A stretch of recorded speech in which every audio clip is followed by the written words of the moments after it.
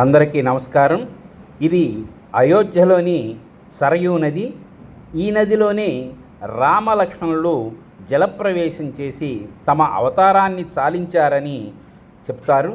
అందుకే ఈ నదికి అంత ప్రాముఖ్యత లభించింది. దీని గురించి మరిన్ని విశేషాలు తెలుసుకుందాం. మనం ఇప్పుడు ఉన్నది అయోధ్య పట్టణం.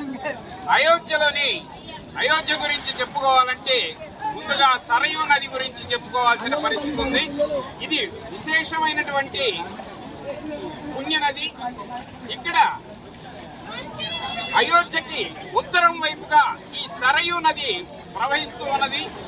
ఇందులో గనక బ్రాహ్మీ ముహూర్తంలో స్నానం చేసినట్లయితే సర్వతీర్థాలు క్షేత్రాలు దర్శించినటువంటి పుణ్యం ప్రతివాడికి కలుగుతుంది. అసలు ఈ సరయూ నది ఏ విధంగా ఉద్భవించిందంటే విష్ణువు యొక్క కన్నీటి బిందువుల నుంచి, ఆనంద బాష్పాల నుంచి ఉద్భవించిందని చరిత్ర చెప్తూ ఉంది.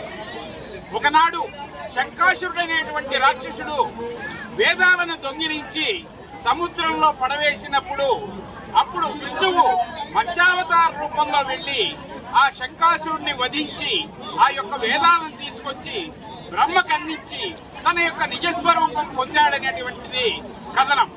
అప్పుడు నిజస్వరూపం పొందిన తర్వాత ఆయన కన్నుల నుంచి ఆనంద బాష్పాలు రాలి వాటిని బ్రహ్మ భద్రంగా తీసుకొని వెళ్లి మానస సరోవరంలో ఉంచాడు అని కథ. ఆ తర్వాత మహాబలవంతుడైనంటే మన్వంతర మహారాజు తన బాణంతో ఛేదించి ఈ యొక్క నీటిని బయటికి తెచ్చాడని, అదే సరయూ నదిగా ప్రవహించిందని, ఇది ఉత్తరాఖండ్ నుంచి ఉత్తరప్రదేశ్ మీద గుండా ఈ అయోధ్య గుండా స్వామిని స్పర్శించి ఈ యొక్క నది ప్రవహిస్తూ ఉన్నది. ఇది ఈ చరిత్రలో ఒక కథనం. ఇలాగే ప్రతి ఒక్కరూ కూడా ఈ నదిలో స్నానం ఆచరించి స్వామిని దర్శించుకొని ధన్యులు కాగలరని భావిస్తున్నాం. జై శ్రీరామ్, జై జై శ్రీరామ్.